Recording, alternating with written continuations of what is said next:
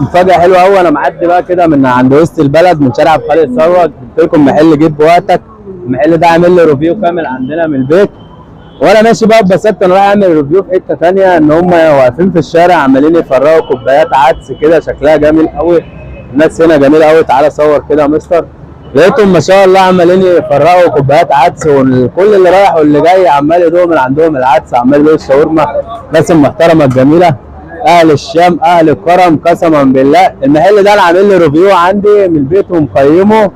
بصوا والله انا صورت بس عشان اللي رايح واللي جاي بياكل شاورما وبياكل عدس وصباح الفل. الناس كلها مبسوطه في محل جيب وقتك، الناس كلها هنا جميله.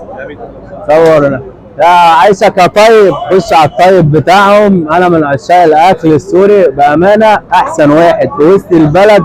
عن تجربه انا مجرب مطاعم وسط البلد كلها عندكم في الريفيوهات، جربت 3 براندات هنا في وسط البلد دون ذكر اساميهم، منهم جيب وقتك كسعر وكطعم وكتست وكجوده. طلع هو معايا الاول، راجعوا الفيديوهات. الناس دي محترمه جدا، وانا اتبسطت ان انا مشيت من هنا قلت اجيب الناس الطيبه دي. قالوا الشاورما بتاعتهم مع ان انا اصلا ضايقها 100 مره بصراحه. الشام بيقول لك خش على الطيب يا طيب.